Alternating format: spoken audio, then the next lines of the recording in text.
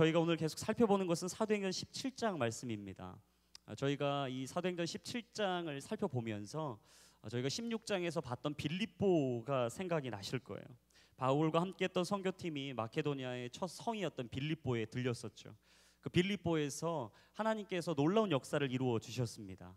두아디아시에 있었던 옥간 장수인 루디아를 만나게 하셨고, 그 여인이 하나님 말씀을 듣고 변화가 됐고, 그 여인뿐만 아니라 가족이 세례를 받게 됐고, 그 사건을 통해서 놀라운 빌립보에 거룩한 역사가 일어났죠. 그런데 이 역사뿐만 아니라 점치는 귀신 들린 여종 하나를 만나게 되고, 그 여인이 너무나 불쌍하고 안타까운 나머지 바울이 귀신을 쫓아주고, 근데 그 귀신을 쫓아준 사건 때문에 결국 그들이 했던 그 일 때문에 지하 감옥에 갇히는 일이 있었죠. 빛도 들어오지 않고 관심도 받지 못하고 어렵고 힘든 그 지하 감옥에서 바울과 실라는 끝없이 하나님을 향해 그 눈을 맞추었습니다. 그리고 힘들고 어려운 그 자리에서 그들은 바로 무릎 꿇고 하나님 앞에 기도하고 찬송하기 시작했죠. 그들에게 있었던 그 착고 쇠고랑이 놀랍게 기도와 찬송 가운데 옥에 지진이 일어나면서 풀어지는 사건이 있었습니다. 그 놀라운 기적 속에 간수가 화들짝 놀라면서 바울과 실라를 찾았죠. 하지만 바울과 실라는 그 자리를 떠나지 않았습니다. 날마다 하나님께서 맡기신 자리를 지켰던 바울과 실라, 그 사람에게, 그 간수에게 복음을 전합니다. 간수는 그 하나님의 복음을 듣고 마음이 열려서 열린 마음으로 하나님을 영접하게 되죠. 그리고 그 구원의 기쁜 소식을 혼자 알 수가 없었기 때문에 가족들에게 복음을 전하고 그 온 가족이 세례를 받고 하나님을 영접하게 되는 사건, 그게 바로 빌립보에서 있었던 사건이었습니다. 그런데 이 영적인 반전을 경험했던 이 빌립보에서 이 사건 이후에 이들이 오늘 본문에 읽지는 않았지만 사도행전 17장 전반부에 나오는 데살로니가로 향하는 걸음이 있었습니다. 이 데살로니가가 어딘가, 바로 이 빌립보로부터 160km 정도 떨어진 곳이었어요. 가기 힘든 곳이었죠. 한 4일에서 5일을 가야지, 밤낮 가야지 도달할 수 있었던 데살로니가. 이 데살로니가는 마케도니아 지방의 수도였습니다. 이 빌립보가 매우 중요한 마케도니아의 큰 도시였다면 데살로니가는 이 마케도니아 지방의 수도였어요. 이 수도다 보니까 정치, 경제, 문화, 예술 할 것 없이 이 데살로니가 이 지역이 상당히 흥황케 되고 아주 빛이 났던 지역이었습니다. 인구 20만이 살고 있었고 마케도니아 지방의 심장부였던 데살로니가 지역. 이 데살로니가 지역을 빼놓고는 오늘 본문의 베레아 지역을 알 수가 없어요. 그래서 우리가 오늘 읽진 않았지만 사도행전 17장 1절부터 3절까지 말씀 다시 한번 읽어보고 같이 말씀 나누길 원합니다. 같이 한번 자막을 통해 읽어보겠습니다. 시작. 아볼로니아를 거쳐 데살로니가에 이르렀습니다. 거기에는 유대 사람의 회당이 있었습니다.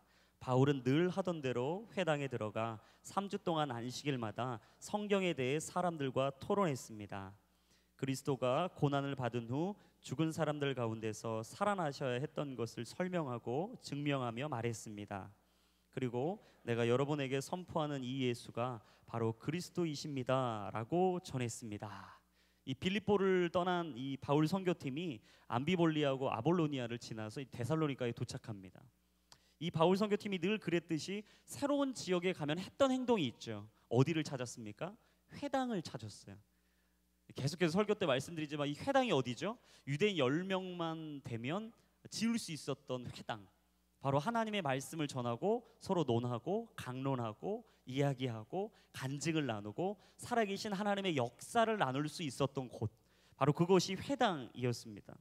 이 회당에서 서로가 서로에게 도전을 주는 곳이었어요. 오늘 이 앞에 보이는 이 강대상처럼 한 사람씩 나와서 로테이션으로 살아계신 하나님이 이런 분입니다. 예수 그리스도 이런 분입니다. 이 말씀에서 이번 주에 내게 이런 말씀을 해주셨습니다 라는 이야기를 나누는 곳이 바로 회당이었어요. 하지만 이 바울 선교팀이 늘 회당에 갈 때마다 충돌이 일어났죠. 논쟁의 중심에 서게 됐어요. 이유는 하나였습니다. 유대인들이 듣고 싶지 않은 이야기를 했기 때문이에요. 이 바울과 실라는 명확하게 예수님을 선포했어요. 남들이 듣고 싶은 얘기, 사람들이 듣기 좋은 얘기를 한 게 아니라 꼭 해야 될 얘기를 했던 거죠. 바로 예수님께서 십자가에 죽으셨고 다시 살아나셨고 이 땅에 다시 오실 것이라는 복음의 진수를 선포했던 것입니다. 사랑하는 여러분, 예수님께서 이 땅에 오시고 죽으시고 다시 살아나시고 이 땅에 다시 오실 것을 믿습니다. 이걸 믿는 사람들이 바로 크리스찬들이에요. 바울은 이 믿음의 고백을 주저함 없이 회당에서 선포했어요. 그래서 늘 충돌이 일어났던 거죠. 저는 이 말씀을 묵상하다가 그런 생각을 했어요. 사람이 살아가는 습관도 참 중요하다. 하지만 그 어떤 습관보다 중요한 건 신앙의 습관이다. 여러분, 신앙의 습관은 매우 중요합니다. 우리가 어떻게 신앙의 모습을 가져가는가, 내가 어떻게 신앙 생활을 하는가 매우 중요해요. 바울은 믿지 않는 사람들에게 하나님의 말씀을 전하는 신앙의 습관이 있었어요. 그러니까 사람을 만나면 늘 그 대화 내용에는 예수 그리스도가 있었던 거예요. 내 친구를 만나도, 직장에 가도, 교회에 와도, 믿지 않는 식구를 만나도, 친척을 만나도 바울은 늘 했던 습관이 있어요. 예수 그리스도를 전하는 것. 그는 때를 얻든지 못 얻든지 항상 말씀을 전했습니다. 공부할 때도 전하고, 말씀 볼 때도 전하고, 관계를 맺을 때도 전하고, 그래서 사람과 친해질 때는 항상 호시탐탐 기회를 노렸던 거예요. 그래서 바울의 늘 습관은 예수님을 보고 예수님을 전하고 예수님과 함께하는 것. 어려운 일을 당해도 포기하지 않았습니다. 힘들어도 쉬고 싶어도 멈추지 않았습니다. 이유는 하나예요. 예수님을 전해야 된다. 오로지 하나님의 복음을 전하는 것이 자신의 인생의 최우선이라는 것을 알았죠. 그리고 이 복음이 아니면 내가 별거 아닌 인생이라는 걸 알았어요. 그리고 나를 나되게 하신 분, 바울을 바울되게 하신 분, 죽을 수밖에 없었던 그 영혼을 생명의 자리로 인도하신 분, 바로 그분이 예수 그리스도다. 그래서 이는 회당에 가고 모임에 가고 사람들하고 만나면 늘 기도했어요. 찬양했어요. 말씀을 선포했어요. 그리고 하나님께 나의 모든 것을 올려드렸죠. 제가 상담을 하다 보면 이 청년들에게 늘 그런 질문을 받습니다. 목사님, 제가 신앙생활을 하다 보면 때로는 업앤다운이 있을 때가 있습니다. 신앙에 이렇게 쭉 깔아앉을 때가 있고 어떤 때는 쭉 올라갈 때가 있는데 왜 이렇게 내 신앙생활이, 내 패턴이 오락가락하는지 모르겠다고, 신앙생활에 회의가 느껴진다고. 그래서 도대체 내가 지금 하고 있는 이 신앙생활이 옳은 것인지 그른 것인지 모르겠다고 질문을 던질 때가 있어요. 근데 제가 이 분들의 공통적인 특징 하나를 찾았습니다. 그건 뭐냐면 하나님과 늘 만나는 접촉점이 적다는 거예요. 하나님과 만나는 횟수가 적다는 거예요. 주님의 음성을 들을 기회가 별로 없다라는 거예요. 그래서 하나님의 사랑을 느끼고 경험하고 그 하나님이 진정으로 내 아버지 되심을 내가 스스로 고백해야 되는데 하나님 만날 기회가 별로 없다라는 것을 제가 알게 됐습니다. 대부분이 교회가 일주일에 한 번 오시고, 교회 한 번 오는 것도 너무 버겁게 오시고, 오늘처럼 꽃피는 봄날, 따뜻한 봄날이 되면 친구들하고 놀러 가고 싶은데 그 유혹을 뿌리치기가 너무 힘든 거죠. 그래서 오늘 하루 정도는 스킵하고 그냥 주님 아시죠? 땡큐. 그냥 가는 거죠. 놀러 가고. 기도 모임은 찾기가 어려운 거예요. 통성기도 너무 불쾌한 거죠. 침묵기도 졸린 거예요. 그래서 기도 모임만 가면 맨날 어려운 거예요. 그래서 기도 모임이 있다, 좋다 얘기해도 경험이 없으니까, 느낀 적이 없으니까, 살아계신 하나님을 경험한 적이 없으니까 가기 힘든 거예요. 찬양의 모임이 있다, 그래도 가기 힘든 거죠. 왜냐하면 찬양하는 이 사람들에겐 도대체가 이유 없는 메아리 같이 들리거든요. 그분들의 모습 속에는 늘 신앙의 습관, 바로 종교 습관이 있다라는 거죠. 이 신앙의 생활을 해야 되는데, 하나님을 만나야 되는데 종교적인 습관에만 빠져 있는 모습이 있다라는 거예요. 근데 저는 저희 온누리 교회를 생각할 때마다 너무 감사해요. 왜냐하면 종교적인 습관으로 빠지려고 할 때마다 신앙의 습관을 갖게 해줘요. 왜냐하면 7일 동안 매일 예배가 있거든요. 월요일 날은 월요 큐티가 있고, 화요일 날은 화요 성령 집회가 있고, 수요일 날은 수요 예배가 있고, 대학 청년부에는 바이블 아카데미가 있고, 목요일에는 목요 찬양이 있고, 금요일에는 철야 예배가 있고, 토요일은 잠깐 하루 쉬었다가 주일 예배 준비하고, 얼마나 좋은지 모릅니다. 그리고 우리 교회에 늘 좋은 모습이 있는 게 기도 모임이 왕성하다라는 거예요. 늘 중보 모임이 항상 있습니다. 저는 처음 알았는데 이 차세대 부모 중보 모임이 있고요. 우리 대학 청년부, 바로 우리가 속해 있는 우리 청년부를 위해서도 기도하시는 어머니 부모님 기도 모임이 있더라고요.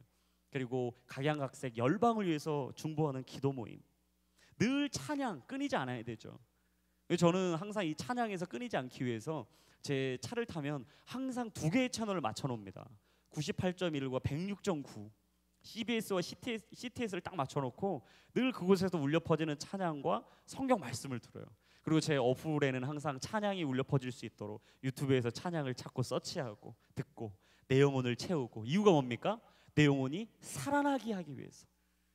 왜냐하면 내가 종교 습관에 빠지려고 할 때마다 내가 다시 신앙의 생활, 하나님을 만나는 자리, 주와 함께 교제할 수 있는 자리, 그리고 하나님의 음성을 들을 수 있는 주파수, 여러분 맞춰 놓아야 한다라는 거죠. 그렇지 않으면 우리 신앙의 생활이 업앤다운이 있을 수밖에 없어요. 신앙의 회의감을 느낄 수밖에 없어요. 왜 내가 이 자리에서 예배해야 되는지, 남들이 즐겁고 행복하게 재정 쓰고 내 젊음 쓰고 시간 쓸 수 있는데 왜 내가 여기서 하나님께 헌금하고 예배드리고 이 자리에 있어야 되는지 늘 내게는 퀘스천이 있는 거거든요. 이유는 딱 하나입니다. 인생의 길을 찾지 못했기 때문이에요. 사랑하는 여러분, 우리 인생에 있었던 잘못된 습관, 나쁜 습관, 신앙의 잘못된 뿌리가 다 뽑히고 하나님이 주시는 거룩한 습관이 있기를 축복합니다. 여러분, 그때 우리의 신앙이 견고해지게 돼 있어요. 깊이 뿌리 내리게 돼 있어요. 여러분, 폭풍과 풍랑과 비바람이 불 때 어떤 나무가 뽑히지 않는 줄 아시죠? 뿌리가 깊은 나무입니다. 당장은 그게 보이지 않아요. 하지만 그 뿌리가 깊이 내리면 내릴수록 우리 인생에 풍랑이 불고 비바람이 불고 어려움이 닥치고 고난이 밀려올 때 우리는 그 자리에서 하나님을 볼 수 있다라는 것이죠. 사랑하는 여러분, 말씀으로 뿌리 내리기를 축복합니다. 하나님께서 주시는 기쁨과 즐거움 어디서 옵니까? 신앙의 뿌리로부터 온다라는 거죠. 저는 우리 제이프에 있는 모든 분들이 그런 믿음의 신앙, 아름다움의 신앙, 거룩한 신앙이 있기를 예수님의 이름으로 축복합니다. 바울과 실라는 데살로니가로 갔어요. 그리고 그곳에서 한 3주 정도 지냈다라고 오늘 말씀에서 나오죠. 하지만 이 성경학자들이 데살로니가 전서와 후서를 보면 아마 3주는 아닐 거다, 오늘 말씀에 나오는 3주 동안의 안식일에 있었다라고 하지만 아마 3주는 아니고 못해서 넉 달에서 한 8달 정도는 데살로니가 지방에 거주했을 것이다. 그리고 그들에게 말씀을 나누고 강론하고 주의 사랑을 나눴을 거다. 아무튼 뭐 꽤 많은 시간을 보냈던 것 같아요. 얼마를 보낸 게 중요한 게 아니라 그 자리에서 무엇을 하느냐가 중요하죠. 여러분, 인생을 길게 사는 게 중요한 게 아니라 그 인생을 살아가는 제한된 크로노스의 시간 동안 내가 어떤 시간을 살아내느냐, 내가 무엇을 하고 있느냐, 그리고 누굴 위해 살아가느냐, 그리고 우리는 무엇을 보고 있느냐, 그게 중요하다라는 거죠. 그러니까 바울이 신라와 전혀 방향을 잃지 않았어요. 데살로니가에서 하나님께서 주신 그 아름다움을 가지고 그가 나아가기로 결단했죠. 그리고 계속해서 데살로니가에서 복음을 선포했어요. 이게 3절에 보시면 잘 나와요. 오늘 17장 3절에 보시면 이렇게 나옵니다. 오늘 3절 말씀에 그리스도가 고난을 받은 후 죽은 사람들 가운데서 살아나셔야 했던 것을 설명하고 증명하며 말했습니다. 이 다음이 중요하죠. 그리고 내가 여러분에게 선포하는 이 예수가 바로 그리스도이십니다. 바울이 얘기했던 건 오직 예수 그리스도. 예수님이 고난을 받으시고 십자가를 지시고 그 고난 주간을 보내시고 결국 십자가에서 죽음을 맞이하시고, 하지만 3일 만에 다시 살아나시고 부활하시고 이 땅에 40일 동안 제자들과 함께 삶을 살으셨고 마지막 하늘로 오리라 하시며 말씀하신 것은 무엇이냐? 내가 곧 이곳에 올 것이다. 마라나타 주 예수여 오시옵소서.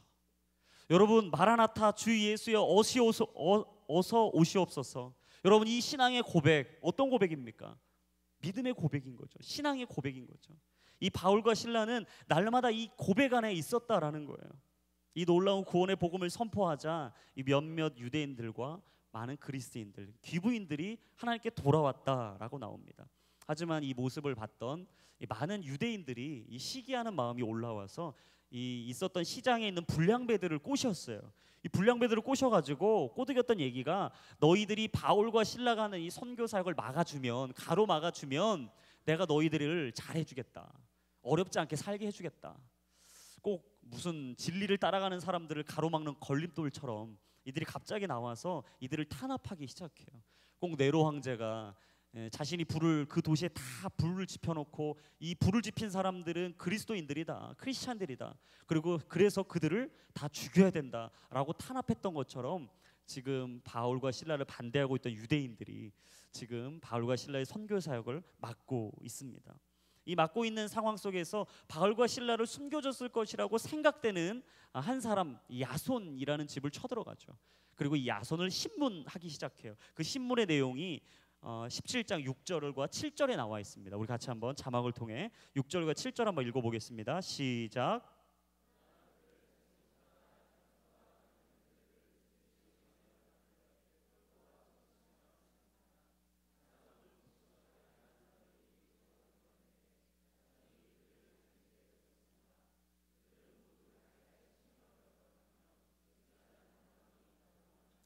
이 바울과 실라를 고발한 유대인들이 그들의 입술로 참 멋진 말을 했어요.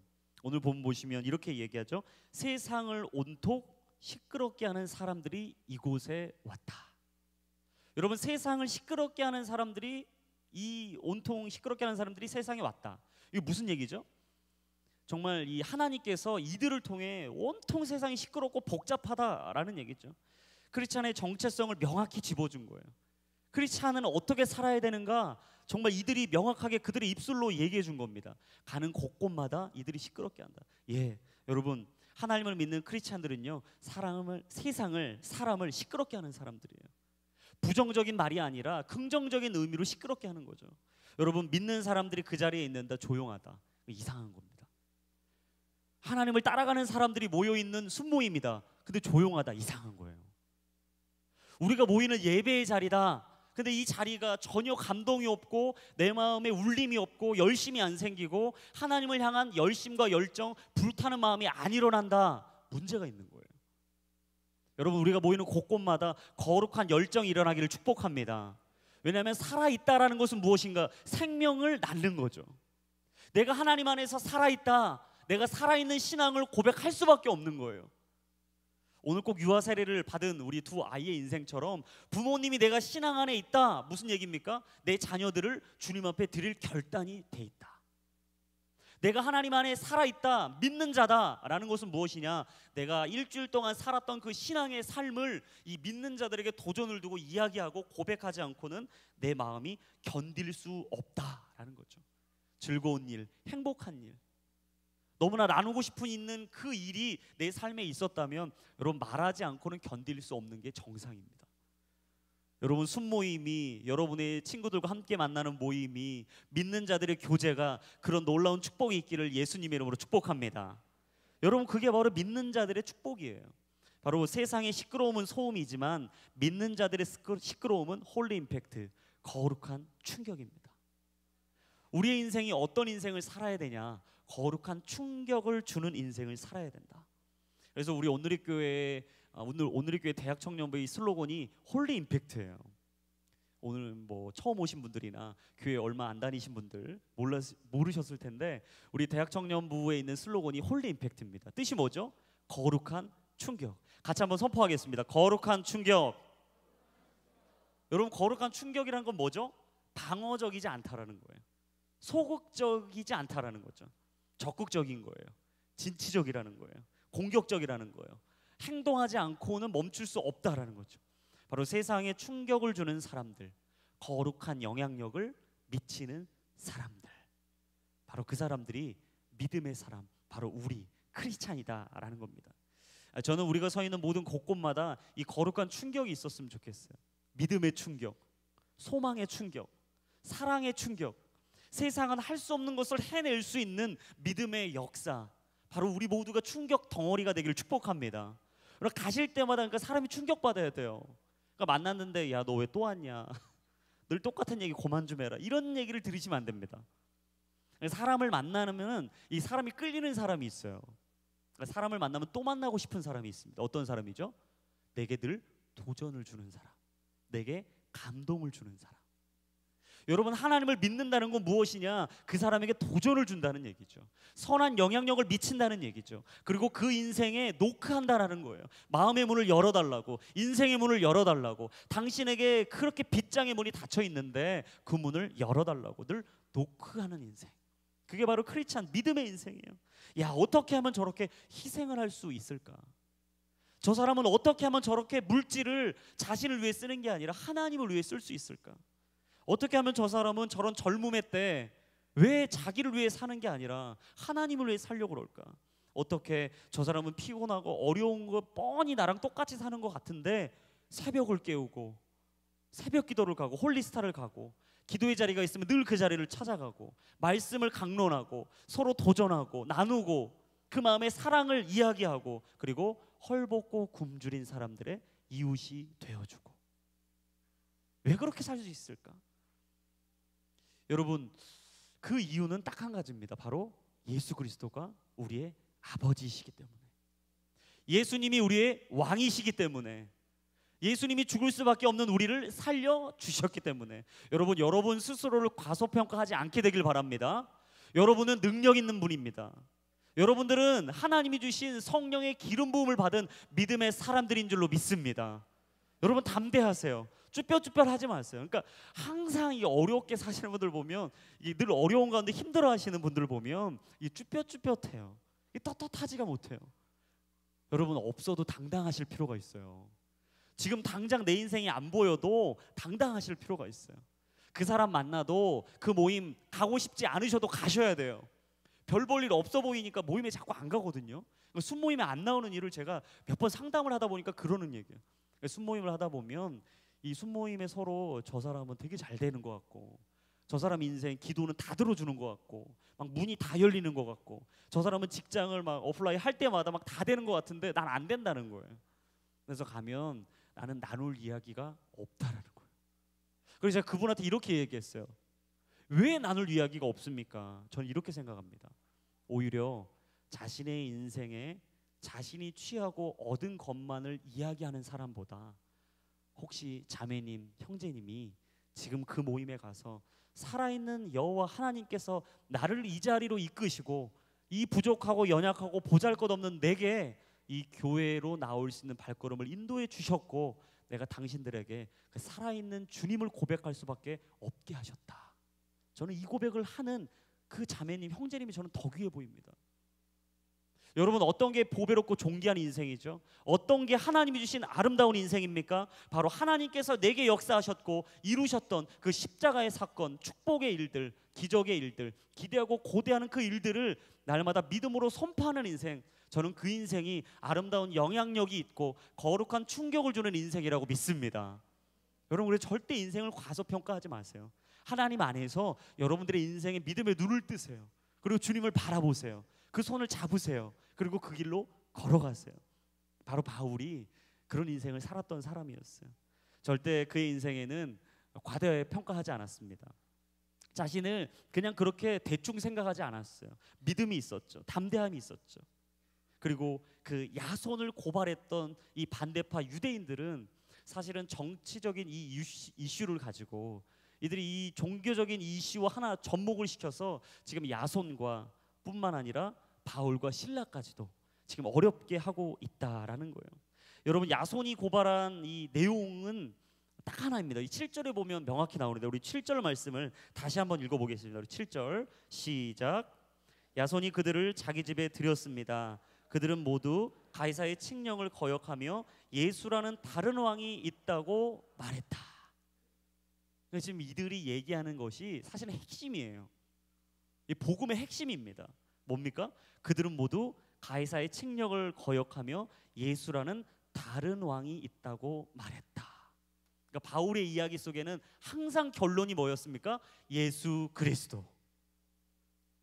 우리 인생의 이야기 속의 결론은 예수 그리스도. 내 인생의 마침표는 예수 그리스도. 내 인생의 이야기할 간증거리는 예수 그리스도. 바울은 그걸 알았던 인생이었어요.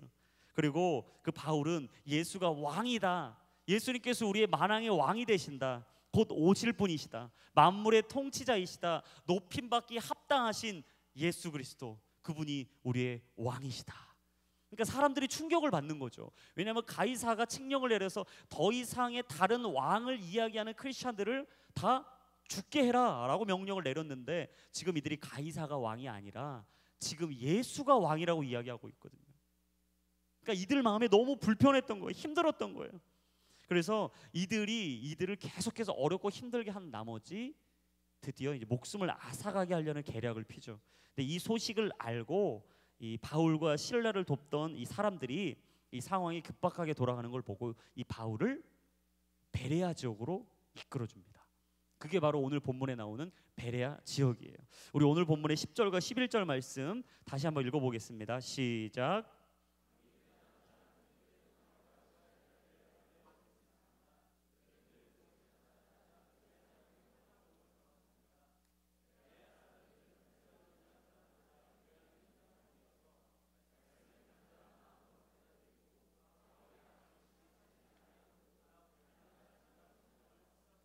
이 10절의 전반부를 보니까 밤이 되자마자, 무슨 말이죠? 너무 상황이 급박했다라는 거죠. 그러니까 시간이 없다 보니까 밤이 되자마자 어두울 때 사람들의 눈을 피해서 지금 바울과 실라 이 선교팀을 다시 베레아 쪽으로 도주하게, 도망가게 해준 거죠. 이 데살로니가에서 서남쪽으로 80km 떨어진 지역, 바로 그곳이 베레아였습니다. 근데 이 베레아는 데살로니가하고 좀 달랐어요. 데살로니가는 이 마케도니아 지방의 수도였기 때문에 모든 교통, 문화, 예술, 온갖 것들이 다 집결돼 있었고 많은 것을 취하고 경험할 수 있었던 곳이었는데, 이 베레아 지역은 조금 외진 곳이었습니다. 이 산 기슭 옆에 있었던 작은 마을이었기 때문에 이 베레아 지역에는 외부의 소식이 잘 들어오지 않았어요. 그리고 외부에서 손길이 닿지 않은 곳이었기 때문에 다른 사람들의 이야기를 쉽게 듣지 못했죠. 그러니까 지금 우리나라로 한번 생각해 보면 저 땅끝 마을, 해남 정도 생각하시면 될 것 같아요. 혹시 이곳에 내가 해남의 고향인데 왜 이곳에 오지라고 얘기하는 하신 분들 죄송합니다. 해남 정도 생각하시면 돼요. 그러니까 아무래도 서울에 있었던 문화가 거기 들어가기 쉽지 않죠. 그러니까 제가 어렸을 때 생각해 보면 제가 이제 전라도 한평이 고향이었어요. 저희 시골. 할아버지 할머니가 계신 곳에 늘 갔습니다. 제가 장손이라 추석이고 설이고 아무튼 생신이고 빠지는 적이 없어요. 아주 성실하게 효자였습니다. 효자였기 때문에 늘 그 자리에 함께했어요. 근데 제가 갈 때마다 어려웠던 게 딱 하나예요. TV가 안 나와요. TV가. 지금은 나비 축제로 유명해진 한평이지만 항상 제가 어렸을 때 저희 한평을 소개할 때 이렇게 소개했어요. 아무도 모르는 거예요. 그래서 영광 옆에 한평입니다. 이렇게 하면 사람들이 알았어요. 그 정도로 이 마을이 좀 사람들의 손길이 닿지 않았고 어려웠던 곳. 근데 늘 TV가 안 나오니까 틀어보면 맨날 전라도 방송만 나오는 거예요. 호남 방송이 나오니까 서울에서 보고 싶었던 채널이 안 나오니까 너무 힘들었어요. 외로웠어요. 그래서 그 시골에 있었던 한 3박 4일, 한 4박 5일 정도는 늘 서울에 있던 소식과 차단돼서 그냥 거기서 지냈던 기억이 있습니다. 아마 베레아 지역도 그런 곳이었어요. 그래서 외부에 있었던 소식이 잘 안 오는 곳. 그러다 보니까 바울과 실라가 도주해서 조용히 칩거하기 아주 좋았던 지역, 거기가 베레아인 거죠. 근데 이 베레아가 매우 중요한 것은 하나님께서 이곳으로 인도하셨는데 이 바울과 실라는 이 음침한 별로 사람들이 많지 않은 이곳에 가서도 어디를 들어갔는가? 회당에 들어갔다. 회당에 또 들어가서 사람들과 강론을 막 나누기 시작하는 거예요. 말씀을 나누고 그 이야기를 선포하죠. 근데 오늘 11절에 보시면 이 베레아 사람들의 이 특징이 잘 등장합니다. 이 11절 말씀 다시 한번 읽어볼까요? 시작. 베레아 사람들은 데살로니가 사람들보다 교양 있는 사람들이어서 말씀을 간절한 마음으로 받아들이고 바울이 말한 것이 사실인지 알아보려고 날마다 성경을 찾아보았습니다. 여기 보니까 교양 있는 사람들이어서 말씀을 간절한 마음으로 받아들였다. 그렇다면 이 교양이 뭔가? 제가 여러 가지 버전을 다 찾아봤어요. 이 교양이 도대체 뭐냐? 그랬더니 새 번역하고 표준 새 번역에 이렇게 나와요. 고상한 사람들이다. 고결한 사람들이다. 개역 한글 예전의 버전을 보니까 신사적이다. 이게 신사적으로 이야기했더라고요. 그리고 개역 한글을 좀 개정해서 나온 게 개역 개정이죠. 이 보편적으로 나와 있는 이 성경 개역 개정에 보니까 너그럽다. 이게 너그러운 마음이 있었다.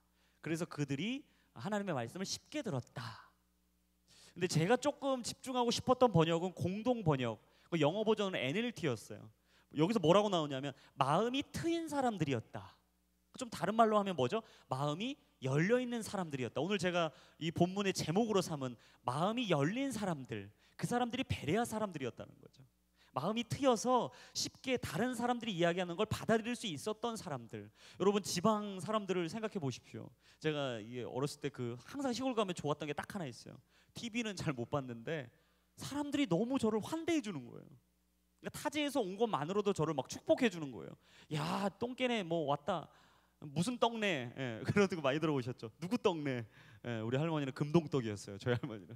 금동마을에 김동떡네 땡땡이가 왔다 하면 막 환대해주고 막 먹을 거 주시고 너무 좋았어요. 그러니까 베레아 사람들도 이런 너그러운 마음, 열린 마음, 마음이 트인 자세가 있었다는 거죠. 그래서 바울과 실라가 선포하고 고백하는 이 말씀을 쉽게 받아들였다라는 거예요. 그러니까 폐쇄적이지 않고 개방적이었다. 고지식하지 않고 마음이 열린 사람이었다. 여러분 신앙의 사람은 어떤 사람인가? 마음이 열린 사람들입니다. 쉽게 다른 사람들을 받아들일 수 있는 마음의 자세가 된 사람들. 그래서 저는 항상 이걸 보다가 이 묵상을 하다가 무슨 생각을 했냐면 우리나라 사람들하고는 참 정반대 사람들이다. 그러니까 베레아 사람들은 우리나라 민족하고 좀 정반대인 것 같다. 왜죠? 우리나라 사람들은 아직도 지역 감정이 있어요. 벌써 지금 6.25가 터지고 지역의 감정이 다 어우러질 것 같은 50년, 60년이 훌쩍 지나는데 아직도 지역 감정이 있어요. 곧 이제 총선이 옵니다.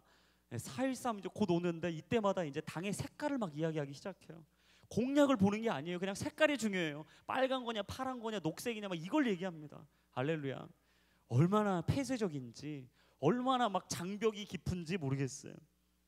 그리고 정말 우리 삶을 살아가다 보면 이런 사람들 많이 만나는데 제가 요즘 이제 하나 들은 소식이 있어요. 귀농 열풍을 아십니까, 여러분? 근데 제가 이 소식을 듣고 참 깜짝 놀랐어요. 왜냐하면 우리 정부에서는 지금 귀농을 상당히 이렇게 막 추천하고 있거든요. 밀어주고 있어요.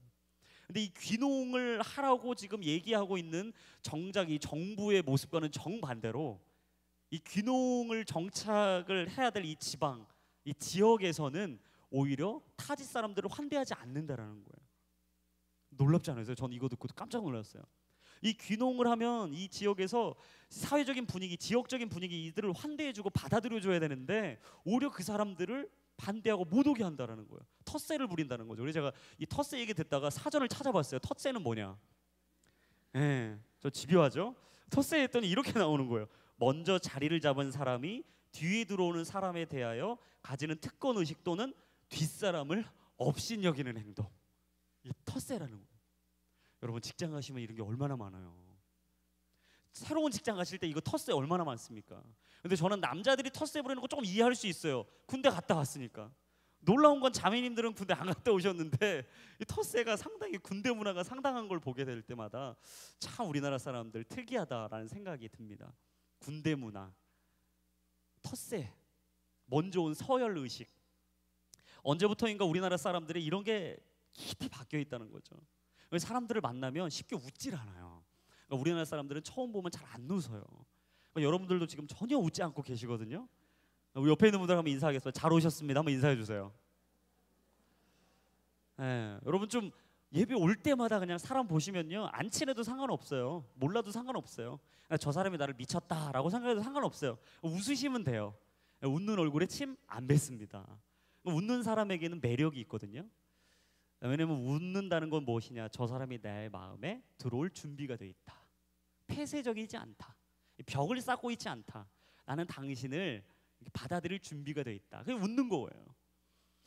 그래서 항상 이게 좀 웃으시고 이게 순모임 하셔도 좀 화기애애하게 하시고 좀 즐겁게 하시고. 여러분 웃어야 역사가 일어나거든요. 그러니까 남자 여자 우리의 소원은 뭐라고요? 결혼의 통일은 나중에 좀 얘기해 주시고 결혼하고 나서 얘기하셔도 늦지 않을 것 같아요. 할렐루야. 제발 이 자리에 있는 모든 분들 마음에 있던 장벽을 다 무너뜨리시고 결혼하게 되는 축복이 있길 바랍니다. 방법 하나 알려드릴게요. 웃으시면 돼요. 웃으시면 그냥 실없이 웃으세요. 그냥 괜찮아요. 이유 없어도 괜찮아요. 그냥 웃으세요. 행복하게 즐겁게 나눠주세요. 웃으세요. 왜냐하면 웃을 때 진정한 공동체가 되거든요. 그게 교회거든요. 그게 순모임이거든요. 서로 즐거이 사람을 받아주고 너그러이 대해주고 열린 마음으로 사람을 인정해주고 그 사람 있는 그대로를 보아주고 단점을 덮어주고 부족함은 채워주고 내 안에 있는 하나님이 주신 은사와 달란트를 사용해서 이 공동체가 한 몸이 되게 이루어주는 것. 여러분 그게 교회입니다. 우리가 있는 제이포유 청년부 온누리교회, 우리가 함께하는 모든 순모임이 그런 아름다운 모임이 되기를 예수님의 이름으로 축복합니다. 다툼과 분열이 있는 곳에 화해와 일치가 있을지어다. 아픔과 상처가 나뉘고 갈라진 그 관계 가운데 하나 되는, 연합하는, 온전하게 주 안에 치유와 회복이 있는 놀라운 역사가 있게 될지어다. 절망과 낙담이 있습니까? 그 자리에 우리가 서로 웃고 행복하게 하나님의 말씀을 나누고 서로에게 주셨던 그 도전, 믿음을 나눌 때 우리 안에 진정한 소망과 희망이 넘치는 복된 공동체 되기를 예수님의 이름으로 축복합니다. 여러분, 그게 공동체예요. 그게 교회예요. 여러분, 어떻게 이런 역사가 일어날 수 있죠? 하나님의 말씀 위에 서 있을 때. 오늘 11절 후반부 보니까 베레아 사람들이 그랬더라고요. 하나님의 말씀 위에 서 있었더라고요. 이렇게 나오죠. 베레아 사람들이 바울이 말한 것이 사실인지 아닌지 알아보기 위해서 날마다 뭘 찾아봤다고요? 성경을 찾아봤다. 같이 한번 선포하겠습니다. 성경을 찾아보는 인생. 여러분, 그래서 항상 오실 때마다 말씀, 성경 있으셔야 돼요. 예, 혹시 이게 내가 오늘 성경 안 갖고 왔다, 오늘 회개하셔야 돼요. 주의전에 나왔는데, 하나님 말씀 들으러 나와 있는데 자막이 있다고 자막 의지하시는 분들, 하나님을 더 의지하게 되길 축복합니다. 여러분, 자막 의지하지 마세요. 내 성경을 만드세요. 내 거 만드세요. 그래서 어렵고 힘들 때 딱 이고 피면 이 말씀이 딱 나오는 거죠. 내게 필요한 말씀, 지금 선포해야 될 말씀, 지금 그 영혼에게 줘야 될 말씀, 그 영혼에게 심어줘야 될 말씀, 도전해야 될 말씀, 그 말씀이 성경에 있습니다. 베레아 사람들은 늘 성경을 상고했어요. 아침이고 밤이고 성경을 찾았어요. 그리고 바울과 실라가 얘기했던 그 말씀이 옳은지 그른지 잘 찾아봤어요. 무식한 무대뽀식 신앙이 아니었습니다. 이것이 거짓인지 진리인지 막무가내 그냥 선포되면 아멘 아멘 아니었어요. 하나님의 말씀을 깊이 봤어요. 여러분, 하나님 말씀이 선포될 때 깊이 볼 수 있는 영적 눈이 열리기를 축복합니다. 그래서 여러분, 그냥 이야기하는 이단의 얘기 그냥 듣지 마세요. 혹시 저 사람이 얘기하는 게 쏠깃해 들린다, 말씀 안에서 맞는지 한번 살펴보세요. 그게 중요합니다. 그들의 생활의 중심에는 성경, 하나님의 말씀이 있었던 거죠. 성경을 볼 때 하나님의 말씀이 들릴 때마다 한 귀로 듣고 한 귀로 흘려보내는 사람이 있는데, 어떤 사람은 그 말씀이 들리면 내 영혼에, 내 마음에 새기는 사람이 있어요. 데살로니가 전서 2장 13절 말씀입니다. 같이 한번 읽어보겠습니다. 시작. 이러므로 우리가 하나님께 끊임없이 감사함은 너희가 우리에게 들은 바 하나님의 말씀을 받을 때에 사람의 말로 받지 아니하고 하나님의 말씀으로 받음이니 진실로 그러하도다. 이 말씀이 또한 너희 믿는 자 가운데에서 역사하느니라. 아멘. 제가 그 전에 좀 간증을 듣다가 제가 필리핀에 있는 파키아오라는 사람의 이야기를 듣게 됐습니다. 이 파키아오라는 사람이 어떤 사람인가? 2010년부터 2015년까지 이 필리핀에 있는 하원 의원을 지냈던 사람이에요. 근데 더 놀라운 이력이 하나 있는데 2010년에 WBC 슈퍼 웰터급 챔피언이었더라고요. 이 권투를 하고 자신의 인생에 역전을 이루었던 사람이에요. 그러니까 인생의 반전을 이루었던 사람.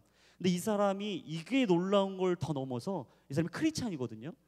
근데 이 사람이 얼마 전에 자신의 신앙을 공개적으로 선포했습니다. 나는 더 이상 동성애를 찬성하지 않겠다. 이게 동성애자들이 자녀들을 입양해서 자신의 자녀로 삼으려고 하는데 나 그거 완전히 반대하겠다. 그거 금지다라고 명확히 이야기했어요. 그리고 이가 동성애자들이 하고 있는 모든 모임들 나 이거 다 노, 다 캔슬, 안 되겠다. 난 그 완전 반대다라고 이야기했어요.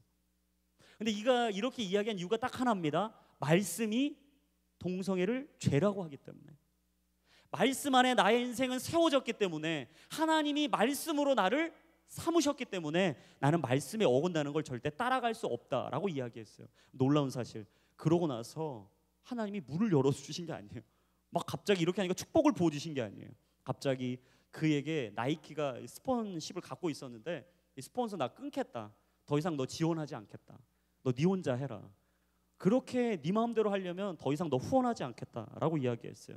그리고 동성애자들이 끝없이 위협과 협박을 보여줍니다. 오늘 이 사진에서 보는 것처럼 이 사람은 한 가정의 아름다운 가장이었어요. 한 아내의 남편이었어요. 그리고 그 가정을 든든히 세웠어요. 그리고 마지막 이가 이 어려움과 힘든 상황에서도 이런 이야기를 했습니다. 성경 말씀대로 살면 성경은 결코 공격적이지 않다는 것을 나는 알게 되었다. 여러분, 이게 공격입니까? 이게 다른 사람들의 평등을 이야기해 주는 문제입니까? 그게 다른 사람들의 인격을, 그 존엄을 존중해 주는 문제입니까? 아니요. 하나님은 명확하게 말씀에서 죄와 죄가 아닌 것을 말씀해 주셨어요. 우리 인생에 따라가야 할 것과 따라가서는 안 되는 걸 말씀해 주셨어요. 타협해도 되는 것과 타협해서는 안 되는 것을 명확하게 말씀해 주셨다라는 것이죠. 또한 미국의 오리건주에서 여러분들이 한 부부의 이야기를 들으셨을 거예요. 페이스북에서도 참 많이 알려졌고 서로 이 많은 매스컴에도 알려졌는데요. 바로 멜리사와 아론 클라인이라는 부부의 이야기입니다. 이들이 빵집을 운영하고 있는데 이 동성애를 하고 있는 사람들이 자신의 결혼식에 우리 좀 케이크를, 빵을 좀 대달라, 당신에게 주문하겠다라는 거예요. 근데 이 결혼식을 하면 대부분 이제 그 결혼식 색이잖아요. 뭐 홍기왕과 노지영, 제 아내입니다. 결혼을 하면 이름을 새기거든요. 근데 이름을 새기려고 봤더니 남자인 거예요. 매우 불편한 거죠. 혹시 동성애자들이냐? 맞다, 동성애 결혼식이다. 죄송한데 나는 하나님을 믿는 믿음의 사람, 크리스찬이기 때문에, 그리스도인, 십자가를 따라가는 말씀대로 살아가는 사람이기 때문에 죄송하지만 저희가 빵을, 케이크를 제공할 수 없습니다. 이 신앙을 이유로 동성애 결혼식의 빵 판매를 거부했죠. 놀라운 사실, 이 오리건주에서 재판을 해서 결론이 났는데 13만 5천 달러를 벌금으로 내라. 우리나라 돈으로 환산을 제가 해보니까 얼마죠? 한 1억 5천만 원 정도. 웬일입니까? 아니, 빵집은 내가 운영하고 빵은 내가 파는데, 아니 내 빵 내가 안 팔겠다는데, 돈 내가 안 벌겠다는데, 아니 왜 갑자기 그 주회에서 벌금을 먹이냐고요. 여러분, 이건 상식을 넘은 문제 아닌가요? 죄를 넘어버린 문제 아니겠습니까? 근데 이가 마지막까지 이렇게 이야기했습니다. 나는 이 같은 명령에도 불구하고 절대로 침묵하여 말씀에서 벗어나지 않겠다. 사랑하는 여러분, 무엇이 진짜입니까? 무엇이 충격입니까? 무엇이 감동입니까? 무엇이 홀리 임팩트, 거룩한 충격입니까? 어떤 것이 열린 마음으로 신앙을 받아들이는 믿음의 사람들입니까? 아무거나 받아들인다고 열린 사람입니까? 아무거나 생각한다고 열린 사람인가요? 아무거나 좋다, 그래 너 잘하고 있다, 너의 길 좋은 길이다, 너 잘하고 있다 라고 말한다고 열린 사람인가요? 아니요. 아닌 것은 아니라고. 하나님이 이렇게 말씀하시지 않았다고. 주의 말씀이 이곳 가운데 있다고. 주의 생명의 말씀은 이렇게 말씀하고 계신다고. 그래서 나는 이 길을 가야 된다고. 당신에게 내가 이 말씀을 선포할 수밖에 없는 이유는 이것이라고 우리가 고백할 수밖에 없는 것, 바로 이것이 신앙의 열린 마음인 줄로 믿습니다. 여러분, 이 사람들이 베레아 사람들이었어요.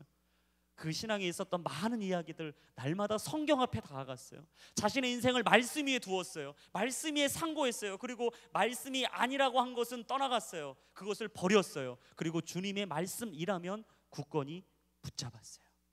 하나님, 이 말씀이 내 인생에 그대로 이루어지게 하여 주시옵소서. 주의 말씀대로 될 줄로 믿습니다. 말씀의 생명으로 나의 인생이 새롭게 하여 주시고, 말씀의 능력이 내 인생을 이끌어갈 수 있는 놀라운 영적 파워가 있게 하여 주옵소서. 여러분, 이 고백이 우리 모두의 고백이 되기를 예수님의 이름으로 축복합니다. 그렇습니다. 신앙의 기본은 성경입니다. 신앙의 기준은 말씀입니다. 옳고 그름의 기준은 말씀입니다. 성경이 중심인 인생, 말씀을 따라 사는 인생, 그 인생은 인생의 균형을 잃지 않습니다.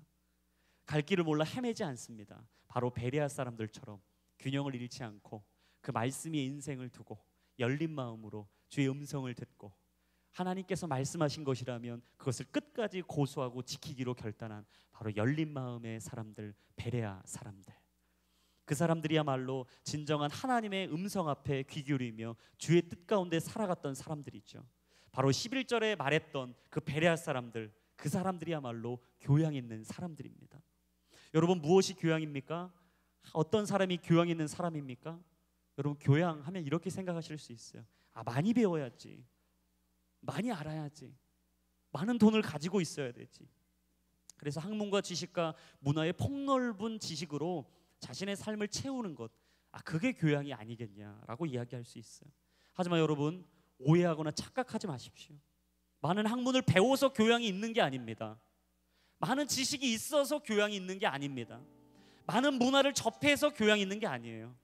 많은 예술, 그것을 내가 경험한다고 교양 있는 인생을 사는 게 아니에요.